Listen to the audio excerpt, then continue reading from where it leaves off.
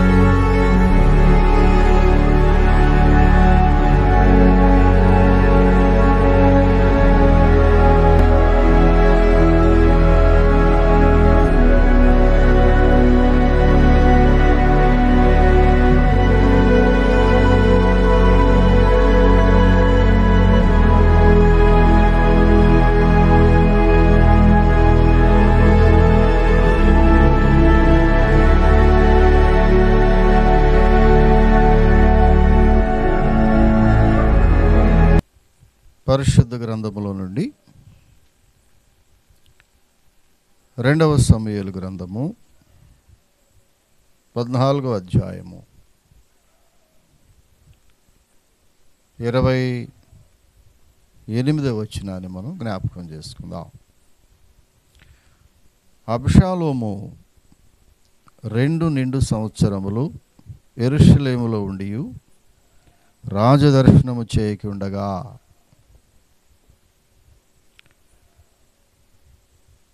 32వ వచనం కూడా జ్ఞాపకం చేసుకుందాం. చివరి భాగము, రాజదర్శనము నేను చేయవలెను, నా యందు దోషము కనబడిన ఎడల రాజు నాకు మరణశిక్ష విధించవచ్చును. ప్రియులారా, దేవుడు మన ఎడల అత్యంత కృప చూపుచు అనేక సంవత్సరములుండి మనలను కాపాడుతూ ఆయన చల్లని రెక్కల చాటున భద్రపరుస్తూ మనలను సంవత్సరం వెంబడి సంవత్సరం దేవుడు తన రెక్కల చాటున మనలను కాస్తూ తీసుకొస్తున్నాడు. అందుకొరకై మనం ప్రభువుకి ఎంతో కృతజ్ఞత కలిగి ఉండాలి. ప్రియులారా, ఇక్కడ చూసినట్లయితే అబ్షాలోము అనేటటువంటి యవనస్తుని మనం జ్ఞాపకం చేసుకుందాం. యవనస్తులను దేవుని సన్నిధికి తీసుకురావడం అనేది చాలా అత్యవసర పరిస్థితి దినాల్లో. ప్రియులారా, యవనస్తుల మధ్యలో దేవుని యొక్క స్వార్థ ప్రకటించడం చాలా ప్రాముఖ్యమైన విషయం. ఒక యవనస్తుడు అనేక మంది పెద్దవారితో సమానంగా దేవుని యొక్క పరిచర్య చేయగలడు. అందుకే బైబిల్ చెప్తా ఉంది, యవన కాలమున నా కాడి మోయట నరునికి మేలు, దాని మోపినోడు యెహోవాయే.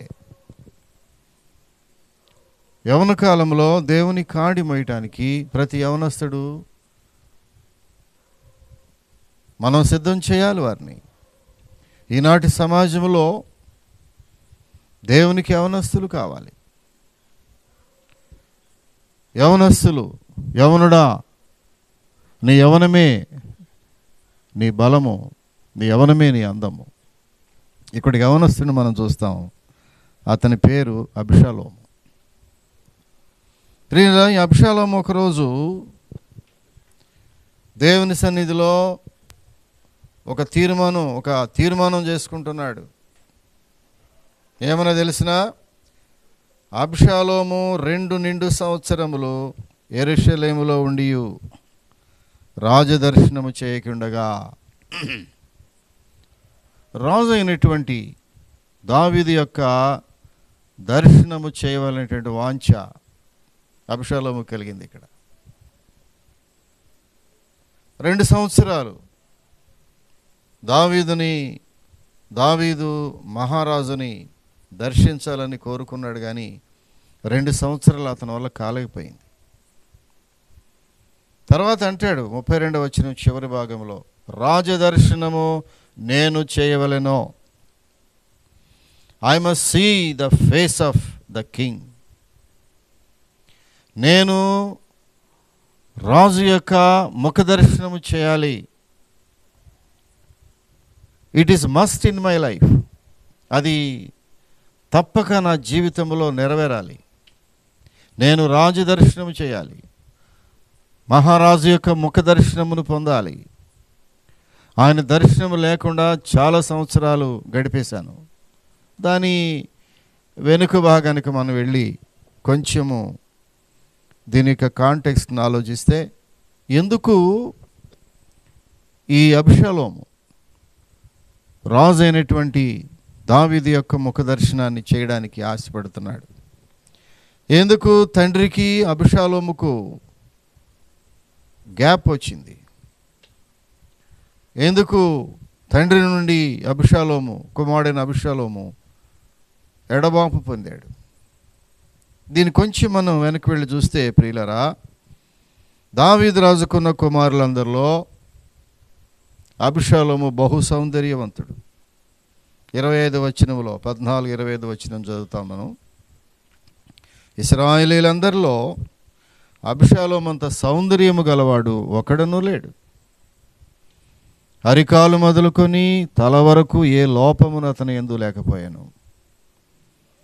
చూడండి ప్రియులరా, తన తల వెంట్రుకలు భారముగా ఉన్నందున ఏటేటా అతడు వాటిని కత్తిరించుచు వచ్చెను. కత్తిరించినప్పుడల్లా వాటి ఎత్తు రాజు తూనికను బట్టి 200 తులములాయను.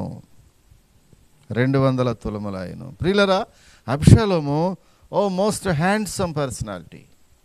అబ్షాలోము గురించి ఒక నానుడి బైబిల్ పండితులు ఒక మాట చెప్తారు. అబ్షాలోమ్ వాజ్ ఏ రిఫైన్డ్ డేవిడ్ అంటాడు. అంటే దావీదు భక్తుడిని, రాజుని మెరుగులు దిద్దితే వచ్చినటువంటి అందగాడే అబ్షాలోము. అబ్షాలోము గురించి బైబిల్ పండితులు చలోక్తులుగా మాట్లాడతారు. అబ్షాలోమ్ వాజ్ ఏ రిఫైన్డ్ డేవిడ్.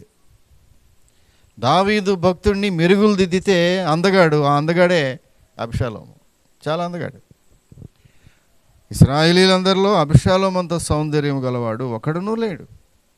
అంత అందమైనటువంటి ఆకృతి, పర్సనాలిటీ అబ్షాలోము. ప్రియులారా, ఈ 13వ అధ్యాయంలో మీరు ఇంటికి వెళ్ళి చదివితే ప్రియులారా, 13వ అధ్యాయంలోకి వెళ్ళి చూస్తే అబ్షాలోము కంటే పెద్దవాడు, దావీదు కుమారులో పెద్దవాడు, అతని పేరు అమ్నోను.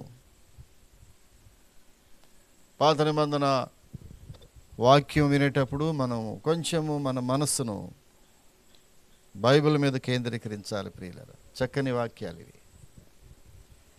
బైబిల్ చరిత్ర, బైబిల్లో ఉన్నది ఉన్నట్లుగా మనం దేవుని వాక్యం ద్వారా వింటున్నప్పుడు దేవుడిచ్చిన ఒక గొప్ప ఆధిక్యత ప్రియులారా ఇది.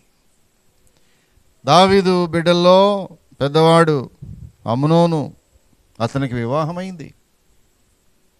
అంత మాత్రమే కాదు ప్రియులారా, అతనికి రాజకుమారుల కొరకై ఆ రాజ్యములో 50 మంది రాజకుమార్తెలు వారి శారీరక అవసరాలు తీర్చడానికి, వారి వివాహానికి, వారి కోరికలు తీర్చడానికి ఆనాటి సాంప్రదాయ ప్రకారముగా కొంతమంది రాజకుమార్తెలను అక్కడ ఉంచారు రెడీగా ప్రియులారా. వారితో వారి అవసరాలను గడుపుకునేటటువంటి పరిస్థితులు ఆ దినాల్లో ఉన్నాయి. రాచరికంలో రాజకుమార్తెలు ప్రియులారా. కానీ అమ్నోను తన హృదయంలో ఒక భయంకరమైనటువంటి వాంఛ కలిగింది, ఒక వికృతమైనటువంటి వాంఛ. అదేంటో తెలిసిన, అమ్నోను యొక్క మనసులో అబ్షాలోము సోదరియగు తామారు మీద అతను కన్నుబడింది.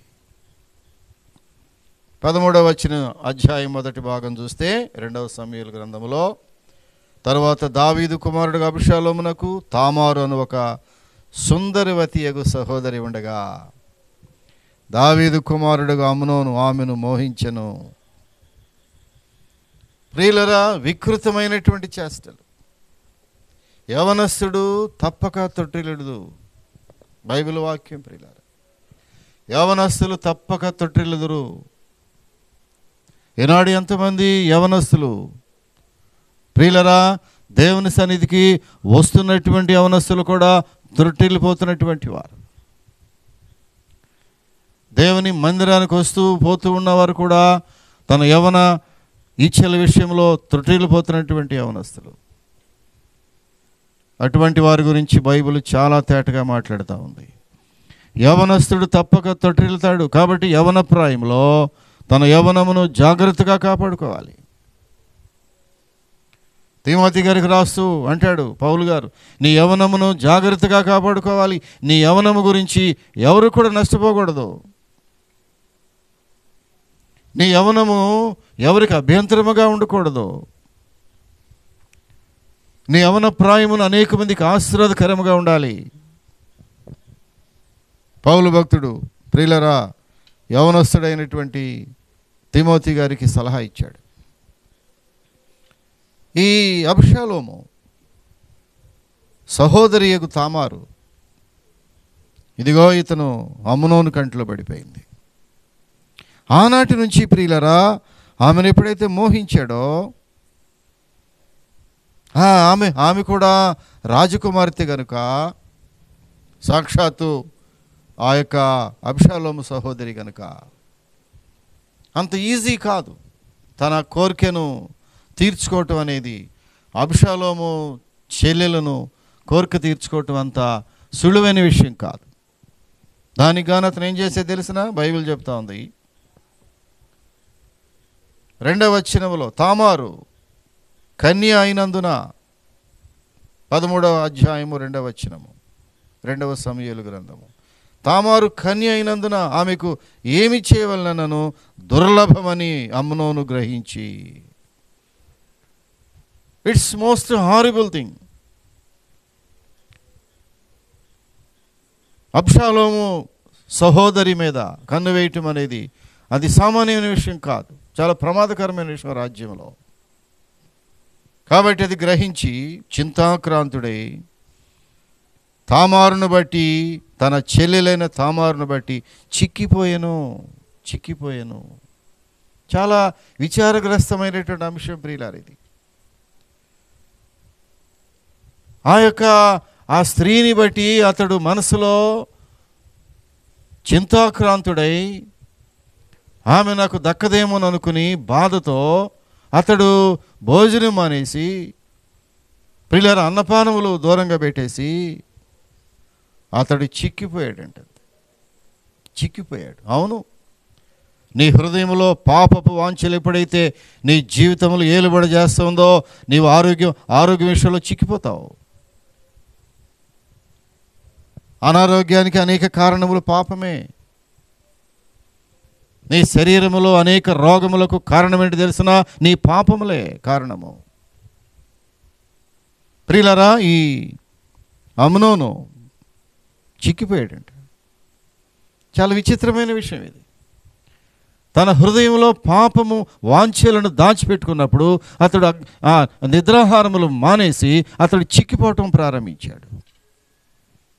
తన శరీరం శుష్కించిపోయింది. కారణం ఏంటంటే తన హృదయంలో ఉన్న పాపపు వాంఛలు. జాగ్రత్తగా ఉండాలి యవనస్తుడా. నీ హృదయంలో ఉన్నటువంటి ఆ వాంఛలు బట్టే నీ ఆరోగ్యం ఉంటుంది. నీ హృదయంలో ఉన్నటువంటి ఆ వాంఛను బట్టే నీ పర్సనాలిటీ ఎదుగుద్ది. ఇక్కడ అమ్నోను పరిస్థితి చూస్తే ఎలా ఉన్నాడు తెలిసినా? ప్రియులరా అతడికి ఒక స్నేహితుడు ఉన్నాడు, యెహోనాదాబు. ఈ యెహోనాదాబు బహు కపటము గలవాడు. ఈ అమ్నోనుకు ఒక స్నేహితుడు ఉన్నాడు, దుష్ట స్నేహితుడు. దుష్ట సాంగత్యము మంచి నడవడిని చెరుపును. ప్రియులరా ఎలాంటి గోల్డెన్ వర్డ్స్ బైబిల్లో ఉన్నాయి ప్రియులరా.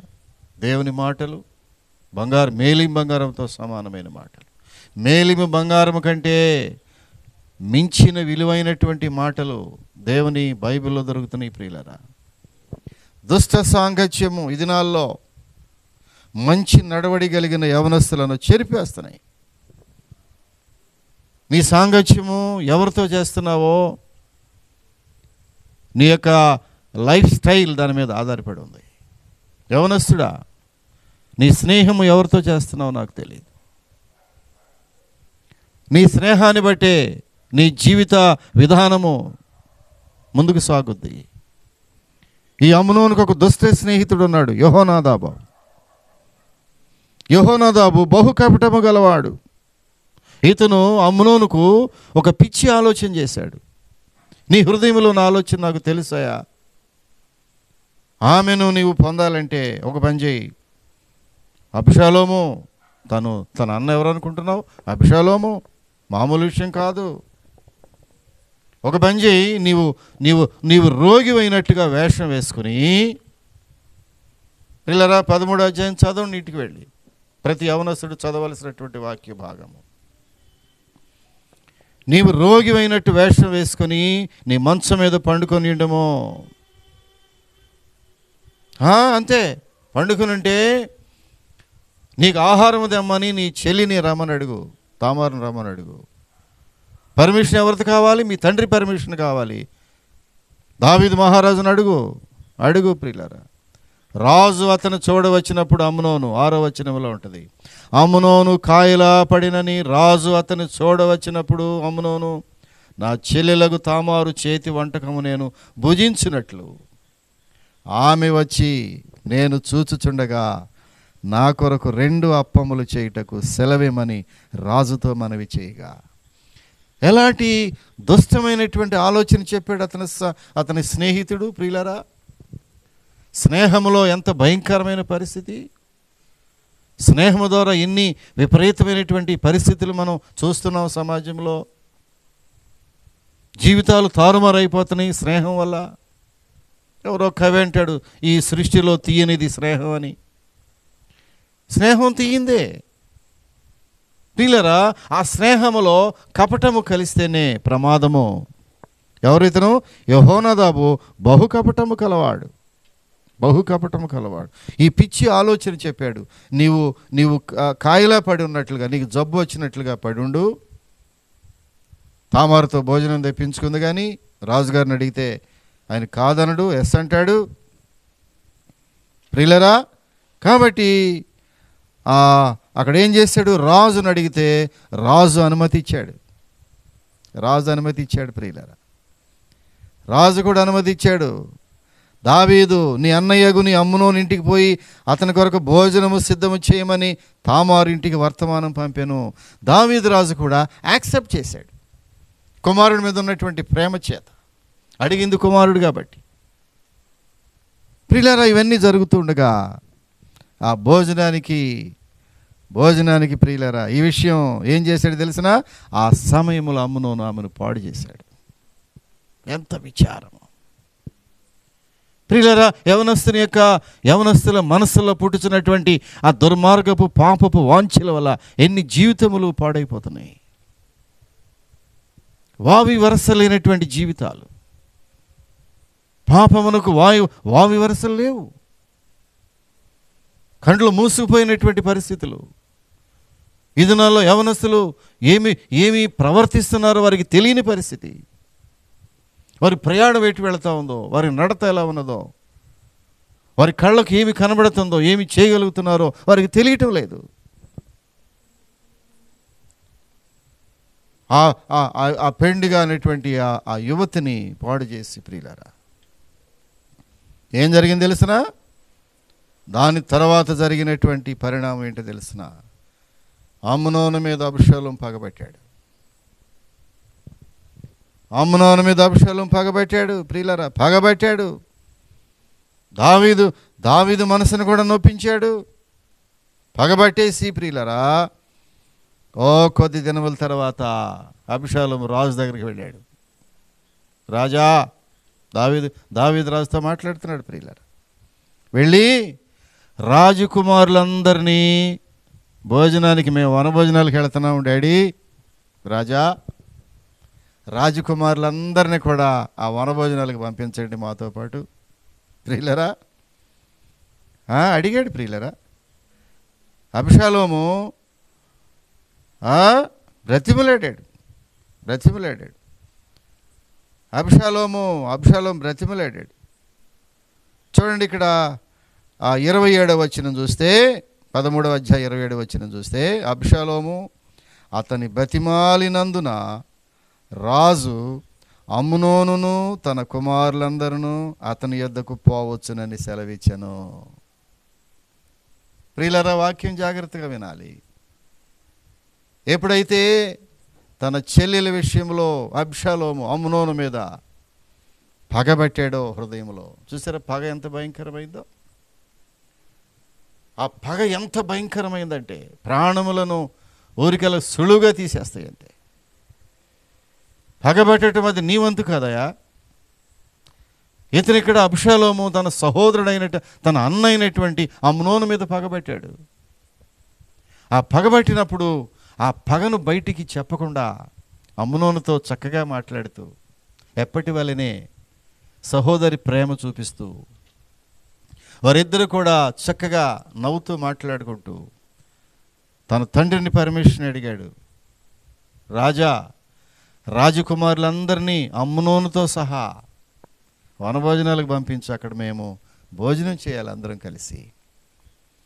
అక్కడ కొంతమందిని మాటుగాండ్రని ఏర్పాటు చేశాడు. అమ్నోను రాజకుమారులందరూ భోజనం చేస్తూ ఉండగా నీవు అమ్నోనును పట్టుకుని ఆ త్రాగినటువంటి మత్తులో మైకంలో ఏం చేశాడు తెలిసిన? అమ్నోను నరికి చంపేశారు. అంతే. ఎంత విచారం! ఆ త్రాగినటువంటి మైకంలో మత్తులో ఉన్నటువంటి అమ్నోనును అబ్షాలోము యొక్క మనుషులు అమ్నోను మీద పడి నరికి పడేశారు. అంతే. ఎంత విచారం ప్రియులారా, ఎంత విచారం! పాపమునకు వచ్చు జీతము మరణము.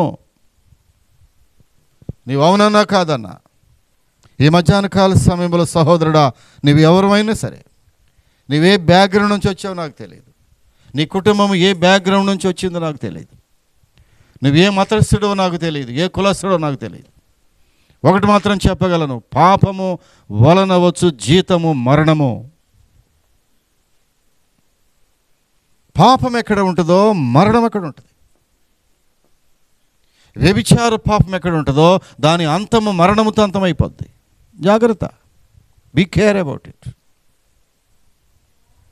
చూడండి, ఇక్కడ చూస్తే ఆ వనభోజనాల్లో అమ్నోనుకు బాగా త్రాగుబోయించేసి అతడు మత్తులో ఉండగా అబ్షాలోము యొక్క మనుషులు వెళ్ళిపోయి అమ్నోను నరికి చంపేశారు. ఎంత పగ ప్రియులరా! అమ్నోను చంపినందుకు ప్రియులరా, దావీదు భక్తుడు, దావీదు రాజు అయినటువంటి దావీదు అబ్షాలోము మీద కోపం పెంచుకున్నాడు. చూడండి ఈ సీక్వెన్స్ ఎలాగొచ్చేసింది. అమ్నోను తన చెల్లెల విషయంలో పొరపాటు చేసినప్పుడు అబ్షాలోము అమ్నోను చంపితే, అమ్నోను చంపినందుకు అబ్షాలోము మీద దావీదు రాజు చాలా కోపం పెట్టుకున్నాడు. కోపము రగిలింది అబ్షాలోము మీద. రగిలితే ఆ తండ్రి యొక్క కోపము నుంచి తప్పించుకోవడానికి అబ్షాలోము ఏం చేశాడు తెలిసిన ప్రియులరా? ఎక్కడికి? గెషూరు దేశమునకు పారిపోయాను. గెషూరు దేశానికి పారిపోయాడు. చూడండి ప్రియులరా, అయితే అబ్షాలోము పారిపోయి 37వ వచనం చూడండి, 2వ సమూయేలు గ్రంథము 13వ అధ్యాయము 37వ వచనము. అయితే అబ్షాలోము పారిపోయి అమీహూదు కుమారుడైన తల్మై అను గెషూరు రాజునొద్ద చేరెను. కానీ విషయం ఏంటో తెలిసిన ప్రియులారా, పక్కనే చదవండి. దావీదు అనుదినమును తన కుమారుని కొరకు అంగలార్చుచుండెను. అబ్బాబ్బా, what a love it is! తండ్రి ప్రేమ ప్రియులారా. పెద్ద కుమారుని నరికి చంపి పారిపోయినటువంటి అబ్షాలోము మీద అనుదినము తన కుమారుని కొరకు తండ్రి అయినటువంటి దావీదు అంగలార్చుచుండెను. ఎలాంటి తండ్రి ప్రేమ! ఈ తండ్రి ప్రేమను ఎవరు వర్ణించగలరు? ప్రియులరా, నరహంతకుడైనటువంటి కుమారుని మీద అంగలారుస్తుంది తండ్రి ప్రేమ. అదే తండ్రి ప్రేమ అంటే ప్రియులరా. అంగలార్చాడంట. దావీదు అనుదినమును తన కుమారుని కొరకు అంగలార్చుచుండెను. ప్రియులారా, చదవండి బైబిల్, తప్పకుండా సమూయేలు గ్రంథం చదవండి మీరు దయచేసి. ప్రియులారా, ఇక్కడ చూసినట్లయితే ఈ యొక్క అమ్నోను చంపినంత మాత్రము చేత చూడండి, గెషూర్ దేశానికి పారిపోయి అక్కడ దాగి ఎంతకాలం ఉన్నాడంటే 3 సంవత్సరములు అక్కడే ఉన్నాడు. 3 సంవత్సరములు. అబ్షాలోము పారిపోయి 38వ వచనము గెషూరునకు వచ్చి అక్కడ 3 సంవత్సరములు ఉన్న తర్వాత 3 సంవత్సరములు ఉన్న తర్వాత రాజైన దావీదు అమ్నోను మరణమాయన అనుకొని అతని గురించి ఓదార్పు నొందినవాడే అబ్షాలోమును పట్టుకున్న వలన ఆలోచన మానెను.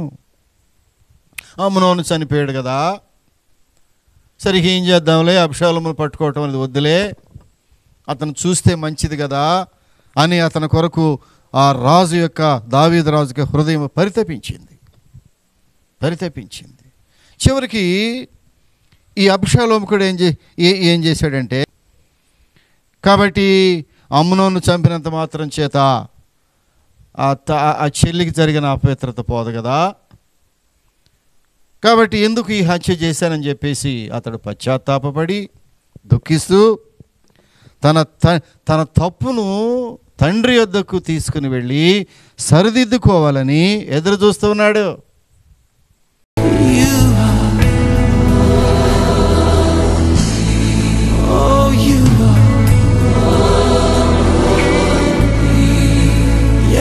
దేవుని సన్నిధిలో ప్రార్థన చేస్తాను మీ కొరకు. నేను మంచి హృదయంతో, ప్రభువా నీ దర్శనం నాకు కావాలి.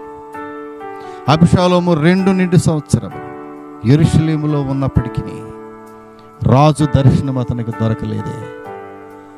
ప్రభువా, ఇప్పటికే నా యవ్వన జీవితంలో అనేక సంవత్సరములు వేస్ట్ చేశానయ్యా అని బిడ్డలు మొరపెడుతున్నారు. ప్రభువా, ఈ బిడ్డల ప్రార్థన ఆలకించే దేవుడవు నీవు. పశ్చాత్తాపమును చూస్తూ ఉండే దేవుడు కాదు నీవు. ఎవరైతే పశ్చాత్తాపడి కన్నీరు గార్చి ప్రార్థన చేస్తున్నారో వారిని దర్శించటానికి నీవు ఆరాటపడుతున్న దేవుడు నీవు.